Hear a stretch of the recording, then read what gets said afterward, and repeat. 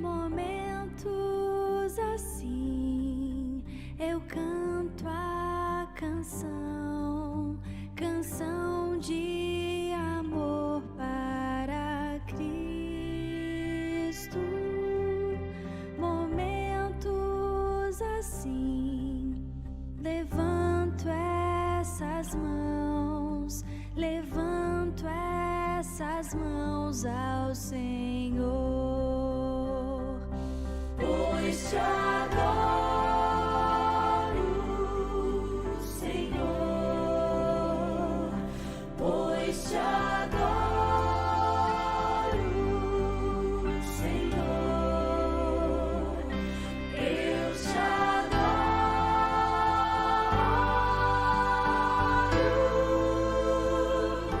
eu te adoro, Senhor.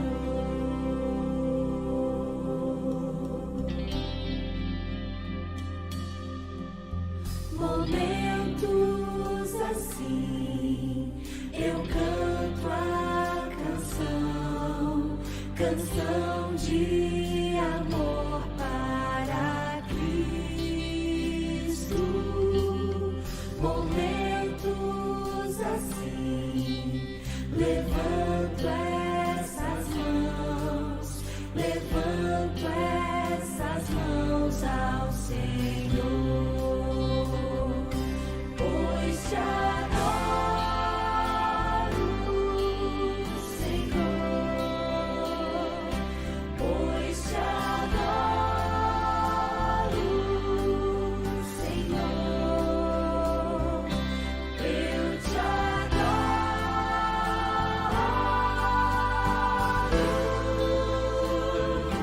eu te adoro, Senhor. Pois te adoro, Senhor, pois te adoro, Senhor, eu te adoro,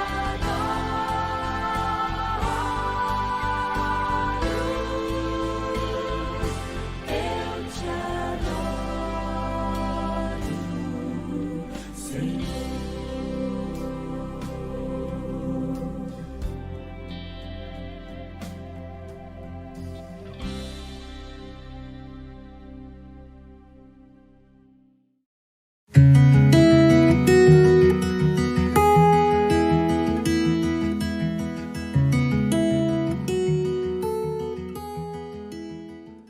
Graça e a paz, queridos.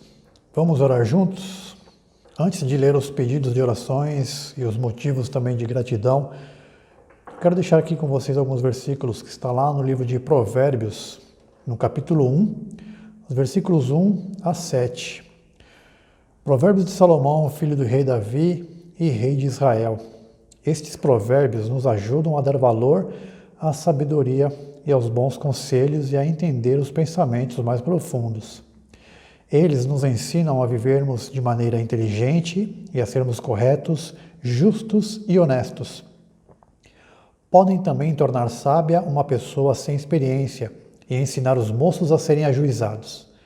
Estes provérbios aumentam a sabedoria dos sábios e orientam os instruídos, fazendo que entendam o significado escondido dos provérbios e dos ditados e compreendam os mistérios que os estudiosos procuram explicar. E por último, versículo 7. Para ser sábio, é preciso primeiro temer a Deus, o Senhor. Os tolos desprezam a sabedoria e não querem aprender. Que Deus nos abençoe nesta noite, que você possa continuar aqui também no espírito de oração, que você anote os pedidos, guarde no seu coração e leve para as suas devocionais. Então, eu quero fazer aqui a leitura dos pedidos que nos chegaram até esta terça-feira, ontem. A Maria Luísa Costa, ela agradece pela melhora de sua mãe. A Cristiane Carvalho, ela pede por sua vida profissional. A Tânia Zocolan pede direção em questão da separação de seu pai e por todos que encontram-se internados, pela equipe médica num todo ser capacitado por Deus e cuidar dos nossos doentes. A Lucilene Rocha, ela pede por seu sobrinho, Éder, que está no hospital em estado crítico por Covid, que o Senhor tenha misericórdia e dê a cura para ele e para todos que estão nos hospitais à espera de um milagre. Esse é o pedido de todos nós, né, meus irmãos? A Eunice Oliveira, ela só tem a agradecer pelas muitas bênçãos que o Senhor tem feito na sua vida e na sua família. Agradece especialmente pelas vidas do Rogério e Neuza, pois estão bem e em casa. Agradece a todos que oraram por eles. Louvado é o Senhor, o nosso Deus. Amém. A Elisa Artuso, ela pede oração por aqueles que estão internados, entubados e sofrendo, e para as suas famílias que sofrem também. Que Jesus tenha misericórdia e que o povo tenha consciência desse terror, porque sei de muitos que não querem tomar vacina pela reação que deu em alguns. Ela complementa que ficou assustada ao ouvir isso. É muito difícil essa situação que nós estamos vivendo em relação a essa pandemia. O nosso pastor Silvio Renato, ele pede oração por João Pedro. Continua internado com a Covid-19 e ainda dependendo de respirador. A irmã Ivani Bordim pede pela Lucy, que é a sua irmã, sofre muitas dores na barriga. E a Solange Martim agradece a Deus por uma pequena, mas significativa melhora na saúde do seu cunhado, o Adalto Sanches. Louvo a Deus por isso. Eu também peço por uma prima, Lúcia, que é lá da Praia Grande. Ela perdeu o seu marido no último domingo, vítima de Covid-19 também. Ele estava bem ruim, deu uma melhorada, mas voltou a regredir e infelizmente não resistiu às complicações e faleceu. Então peço oração por ela, por sua família. Eles não tinham filhos, mas que Deus os conforte e os abençoe. E também aproveito para pedir pelos nossos governantes, pelas autoridades, por capacitação das pessoas que estão trabalhando na confecção de vacinas e de novos medicamentos, que Deus use a cada um e que nós também possamos continuar fazendo a nossa parte. Vamos orar? Pai querido, Deus, muito obrigado primeiramente pelo dia de vida que o Senhor nos deu, pelo teu cuidado que o Senhor tem dado à nossa família, à nossa igreja, aos nossos pastores, pastor Silvio e pastor Rodrigo. Senhor Deus, continue os iluminando, capacitando, ó Pai, colocando em seus corações e nas suas bocas, ó Deus, a tua palavra, e que Deus continue saindo, ó Deus, bênçãos através da vida deles, ó Deus. Que nós possamos também ser, ó Deus, o suporte nas suas necessidades, nas suas angústias, que também, ó Deus, possamos ajudá-los. Abençoe, ó Pai, as suas famílias também, ó Deus. Também, ó Deus, colocamos estes nomes que acabei de ler aqui, Senhor. O Senhor conhece de fato o que realmente se passa em cada família, em cada coração. Te agradecemos pela melhora da saúde daqueles nossos irmãos, ó Pai, nossos parentes que estão aqui também, que foram mencionados. Ó Deus, abre portas de emprego, solucione, ó Deus, problemas que aos nossos olhos são impossíveis de ser resolvidos, mas para o Senhor nada é impossível. Te pedimos também, ó Deus, que o Senhor intervenha, Deus, sobre aquelas pessoas que estão sobre brigas, ó Deus, também que o Senhor esteja, Deus, levando a tua paz. Leva, Deus, o conforto às famílias que estão com seus parentes, ó Deus, internados, entubados, em situações, ó Deus, críticas de saúde. Senhor Deus, conforte esses corações. Não deixe, Deus, que essas pessoas esmoreçam e percam a sua fé, Senhor. Deus, capacite os médicos que estão trabalhando nestes hospitais, ó Pai. Proteja, Deus, as suas famílias também. Dê a eles boas condições, Senhor. Aqui nós viemos pedindo há tanto tempo, ó Deus, por isso. Nós estamos, ó Deus, a ponto, ó Deus, de não dizer, ó Deus, que não estamos mais aguentando, mas o Senhor é conosco, ó Pai. E assim como, Deus, também lemos agora há pouco em Provérbios, ó Deus, que tenhamos sabedoria e temor no Senhor, ó Pai, porque sabemos que Isso tudo vem, ó Deus do alto, vem do seu trono de graça, ó Pai. Que o Senhor nos abençoe, nos conforte. Abençoe, ó Deus, as nossas casas. Não permita, ó Deus, que nada nos falte, que também possamos, ó Deus, ter um coração grato e que possamos também ajudar aqueles que precisam de alguma forma, Pai, com mantimento, com dinheiro, com ajuda física, braçal. Nos dê, ó Deus, capacidade, nos dê saúde. Continue também abençoando os nossos cultos online, também os cultos presenciais. Que o Senhor Deus também dê segurança, ó Pai. Muito obrigado pelo teu cuidado até aqui. Nós te louvamos, te oramos, ó Deus, ao Senhor, clamando no sangue de Jesus, ó Deus, aquele que intervém por nós, ó Deus, o Espírito Santo, que é o nosso Consolador, que é o Deus que interpreta as nossas orações junto a Ti, ó Deus. Nós clamamos no nome de Jesus, o nosso Rei, o nosso Salvador, aquele que derramou o seu sangue por cada um de nós. Em nome de Jesus. Amém. Que Deus os abençoe e que tenhamos um ótimo culto.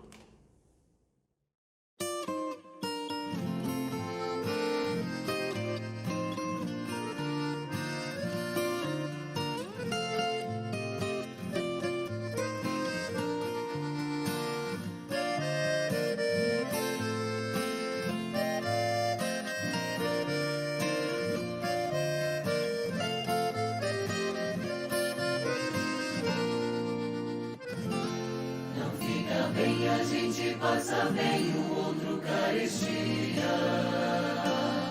Ainda mais quando se sabe o que fazer e não se faz.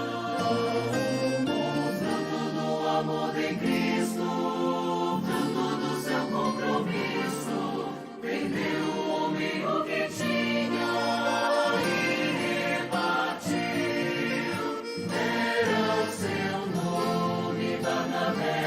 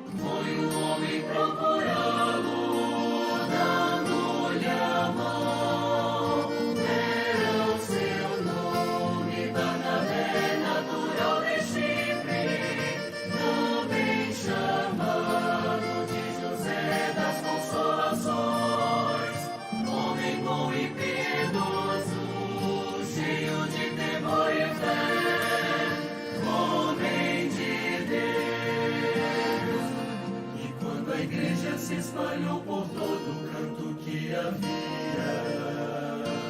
Por providência, assim por mãos de Deus, chegou a Antioquia.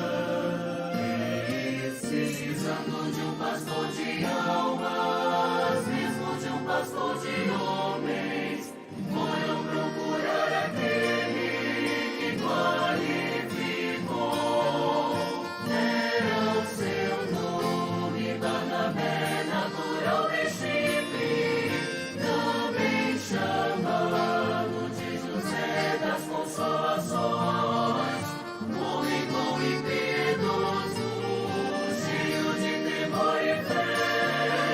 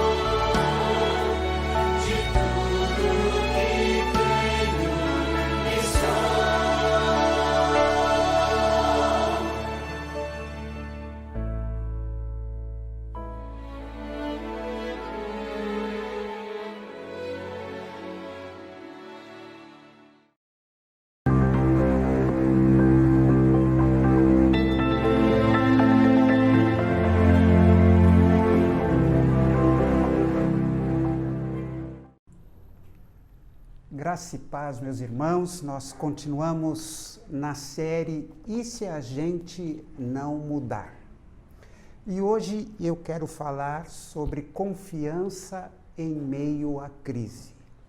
Confiantes em meio à crise.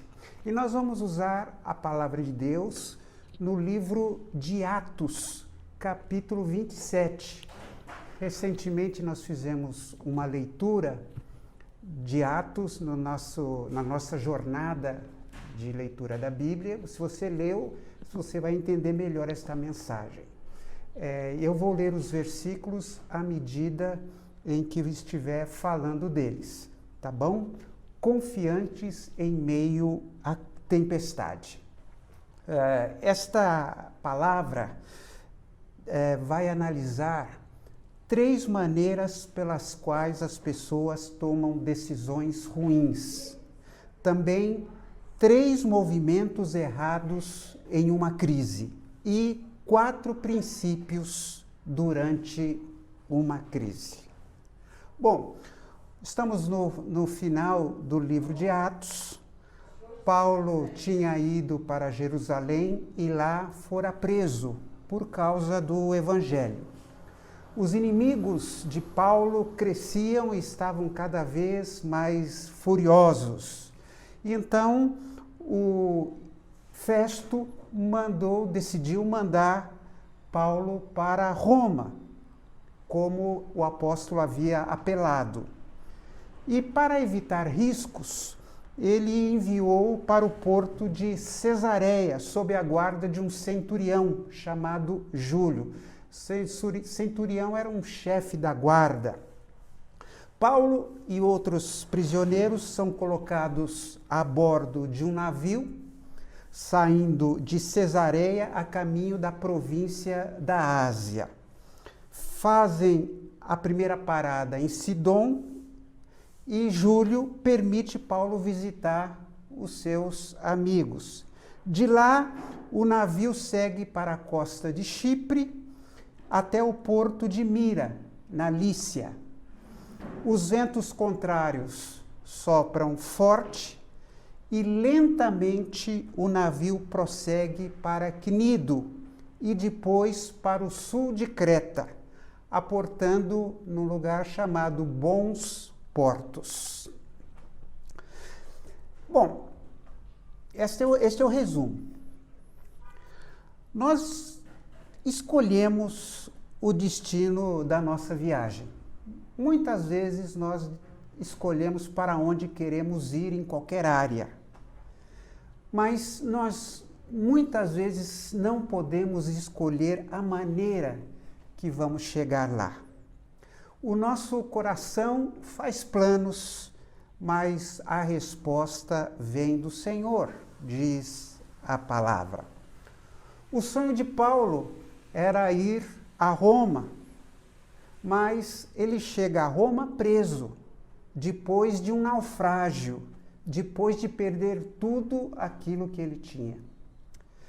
Muitas vezes nós planejamos uma coisa e elas acontecem de forma totalmente diferente da que nós planejamos. Essa viagem de Paulo a Roma é uma dramática realidade, com muitas lições oportunas para as viagens que nós fazemos em nossa vida. Mesmo quando nós estamos fazendo a vontade de Deus, nós encontramos tempestades pela frente. Até mesmo sendo cristãos, até mesmo confiando em Cristo Jesus, como é o caso de Paulo.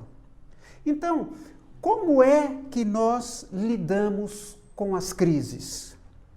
Como ficar calmo e manter a confiança, a coragem em meio à crise? Nós estamos vivendo um período de crise. Isso não é novidade para ninguém. E eu tenho percebido que muitas pessoas estão em crise mesmo não tendo nenhum fator externo relevante. Eu contei que uma pessoa a quem eu visitei recentemente estava chorando. E ao perguntar qual era o problema, ela disse que não tinha nenhum problema, era a pandemia. Por isso até que eu fui estimulado a abrir a igreja para os cultos, porque as pessoas às vezes precisam um pouco de, pelo menos ver as pessoas, mudar um pouco de ambiente. Então, esta crise da pandemia para nós é uma tempestade que nós estamos enfrentando. Nós vamos olhar para a história da Bíblia que lida com a crise. É a história da viagem de Paulo a Roma. Ele era um prisioneiro, estava sendo escoltado para Roma. Parte da viagem foi de navio e em sua jornada eles tinham vindo para a ilha de Creta e para os bons portos. A estação para a navegação tinha acabado. O tempo estava mudando. E Paulo deu a sua opinião de que eles não deveriam continuar a sua jornada. Ou sugeriu que eles ficassem ali em bons portos por algum tempo. Olha só o que Paulo diz em Atos 27, 10 e 12. Homens, eu estou vendo que daqui para diante a nossa viagem será perigosa. Haverá grandes prejuízos, não somente com o navio e com a sua carga, mas também com a perda de vidas. Mas o oficial romano tinha mais confiança no capitão e no dono do navio do que em Paulo. O porto não era bom para passar o inverno. Por isso, a maioria achava que devíamos sair dali e tentar chegar a Fênix. Essa cidade é um porto de Creta que tem um lado para o sudoeste e o outro para o noroeste. E eles achavam que poderíamos passar o inverno ali. Bom, deixe-me falar primeiramente sobre 3 razões pelas quais as pessoas tomam decisões erradas, decisões ruins. A primeira razão é o mau conselho dos especialistas. Mau conselho de especialistas. O texto fala, mas o oficial romano tinha mais confiança no capitão e no dono do navio do que em Paulo. O centurião, em vez de ouvir o que Paulo disse, seguiu o conselho dado pelo piloto e pelo capitão do navio. A primeira razão pela qual nos mantemos em uma confusão é que ouvimos os especialistas errados. Olha, gente, há muita coisa maluca neste mundo. Parece que todos querem te dar conselho. Nós passamos o tempo todo ouvindo conselhos das pessoas mais diferentes. E é preciso muita sabedoria para resolver todas estas coisas. O oficial romano pediu conselho de especialistas. Ele queria ouvir o que o piloto do navio e o proprietário do navio tinham a dizer. Ele não queria ouvir Paulo, mesmo sendo Paulo um líder religioso e uma pessoa culta e uma pessoa muito inteligente. O oficial não estava preocupado com a oração ou em buscar a orientação de Deus. Ele queria experiência, know-how, ele queria fatos, ele queria números. Olha, sim, é bom você ouvir gente especialista e devemos. Quando eu estou doente, eu procuro um médico. Quando eu me envolvo em alguma situação jurídica, eu procuro um advogado. Os especialistas. Mas cuidado com os maus especialistas. Cuidado com os conselheiros, com os psicólogos. Cuidado com livros de autoajuda que estão proliferando por aí. Bons conselhos são aqueles que vêm de Deus. Então, ao seguir um conselho, é importante, Vá a um especialista, não há problema. Mas que tipo de especialista? É um especialista maduro? É um cristão, uma pessoa que tem vida com Deus? Então, aí tá. Às vezes a gente vai na onda de pessoas erradas. Uma segunda questão que eu quero colocar, porque as pessoas tomam decisões erradas, é uma percepção equivocada das circunstâncias. Aqueles que estavam com Paulo olharam para as circunstâncias. O texto diz no versículo 13: começou a soprar do sul um vento fraco, e por isso eles pensaram que podiam fazer o que tinham planejado. Os marinheiros pensaram que tinham obtido o que queriam porque as circunstâncias pareciam favoráveis. Olha, é loucura ignorar o que Deus diz, mesmo quando as circunstâncias tendem a contradizê-lo. As coisas podem até parecer boas agora, mas você pode estar navegando direto para uma tempestade. Às vezes a gente fica, como é que pode dar errado? Parece que está tudo indo tão bem, as circunstâncias estão tão favoráveis. Deixa eu fazer uma pergunta, os seus sentimentos não mudam? Pois é, os sentimentos podem mudar e as circunstâncias também podem mudar rapidamente. Se Deus diz, espere no porto, é melhor esperar no porto. Não importa o que as circunstâncias digam. Às vezes é melhor esperar.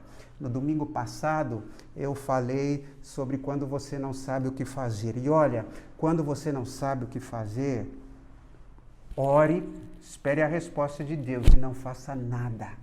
Não faça nada. A terceira razão pela qual as pessoas tomam decisões ruins é seguir a multidão.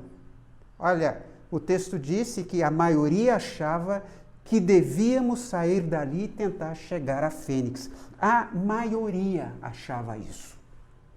O fato é que, muitas vezes, a maioria está errada.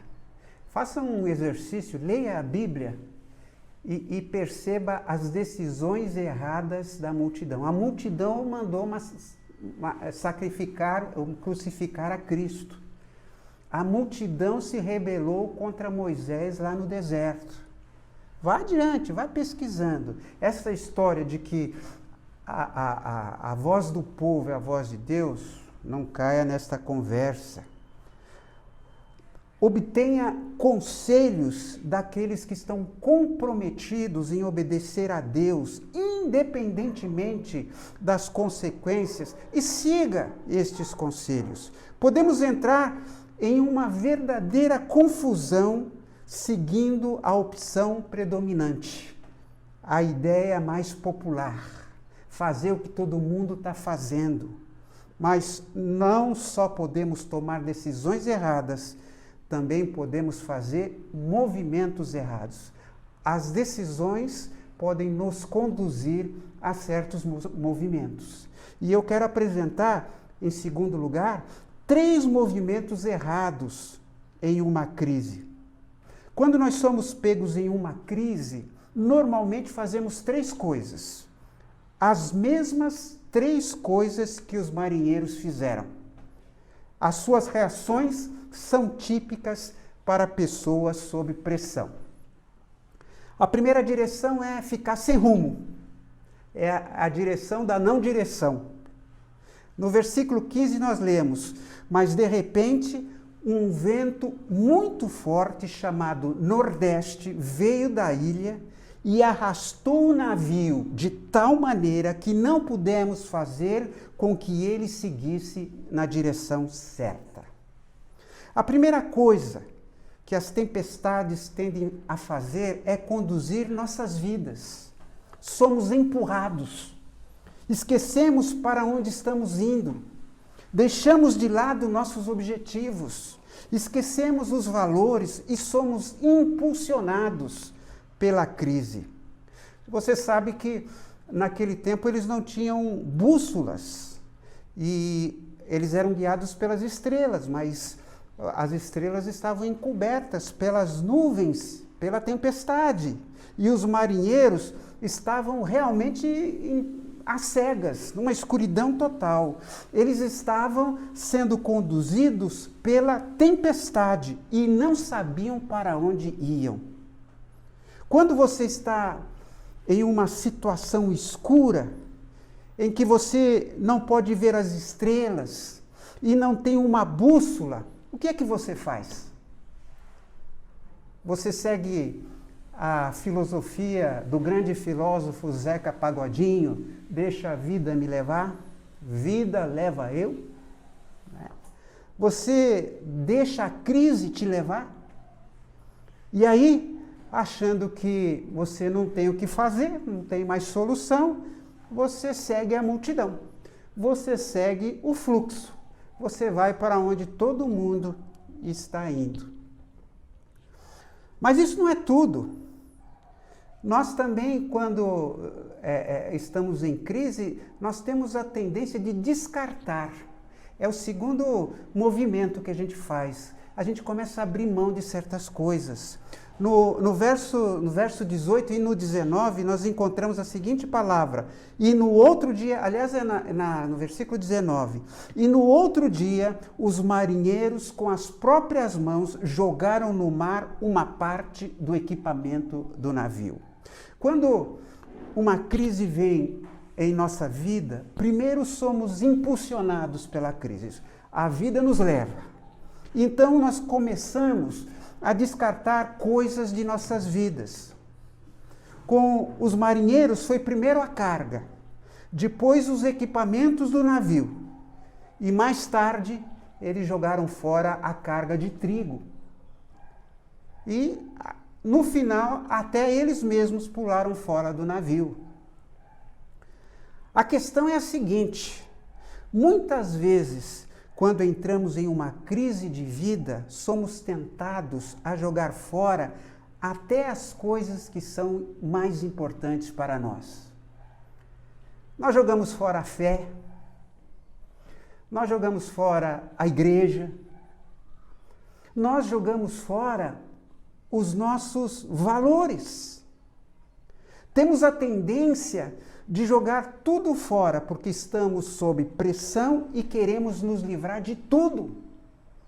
Nos tornamos impulsivos, desistimos dos nossos sonhos, nós desistimos dos nossos relacionamentos, jogamos fora os valores que aprendemos desde a nossa meninice. Essa é a segunda direção. Jogamos fora muita coisa de nossa vida que são tão importantes. Mas ainda existe uma outra direção, é a direção do desespero. No versículo 20 nós encontramos: durante muitos dias não pudemos ver o sol nem as estrelas, e o vento continuava soprando forte. Finalmente perdemos toda a esperança de nos salvarmos. Que palavra triste. Perdemos toda a esperança. Em uma crise, eventualmente nós chegamos ao ponto de desespero e desistimos de toda a esperança. A última coisa que jogamos fora quando temos um problema é a esperança. E quando nós jogamos a esperança fora, realmente nós chegamos ao fundo do poço. Talvez haja alguém se sentindo assim agora, no fundo do poço. Esta semana eu tive duas notícias muito ruins, que me mexeram comigo. A primeira foi um jovem que morreu nesta semana lá no Paraná, vítima de um acidente de moto, filho da Sara. Sara eu já conheço há muito tempo, conheço a sua mãe, a Marlene, conheci sua avó, a irmã Dirce e o irmão Ernesto. Aquele menino morreu vindo do trabalho, num acidente de moto. A segunda má notícia foi sobre uma jovem que foi membro da nossa igreja aqui, desde criança. Eu creio que fui eu que a batizei. Ela se casou, tinha uma filha, e esta semana fiquei sabendo que a Célia perdeu primeiramente a filha única, e perdeu o marido. Uma situação absolutamente de tempestade, uma situação, e eu fiquei aqui pensando, não dá nem para dizer eu entendo o que você está passando, porque eu não entendo. Eu não entendo o que eu sentiria se perdesse um filho, se perdesse a minha esposa, numa situação tão difícil. Tem sido muito difícil passar pela pandemia, mas este não é o fim da história. Ainda havia esperança, porque Deus está na história. E eu quero, em terceiro lugar, mostrar 4 maneiras de se manter confiante em meio à crise. A parte incrível desta história é a reação de Paulo. A sua reação foi totalmente diferente da atitude dos experientes marinheiros. Os marinheiros estão caídos, estão desanimados, eles estão no fim da linha. Para eles tudo parece sem esperança, mas Paulo está calmo e está confiante. Ele tem coragem em meio à crise. A reação dos marinheiros foram as respostas naturais em meio à crise, a resposta que todos nós daríamos. Mas a reação de Paulo foi uma reação sobrenatural. Ele sabe onde está, mas também sabe onde Deus está. Sabe, meu irmão, minha irmã, um teste do nosso cristianismo é como lidamos com uma crise. Qualquer um pode se chamar cristão quando as coisas estão indo bem. Mas o que acontece quando as coisas estão indo mal? Quando as coisas estão desmoronando sobre a sua vida, quando a crise confronta você, você se apega a Cristo nestas circunstâncias? Problemas são um teste da nossa fé. Quando os problemas vêm, perdemos o rumo, descartamos nossos valores, somos levados pelas circunstâncias e tentamos jogar a toalha. O caráter é revelado em uma crise. O caráter não é construído numa crise. O caráter é feito no dia a dia, por coisas corriqueiras, pela rotina. O caráter é feito no cotidiano, mas é revelado quando entramos em um naufrágio. Você quer conhecer um crente? Veja como ele enfrenta as circunstâncias ruins da sua vida, em uma situação que uma ameaça quer engoli-lo.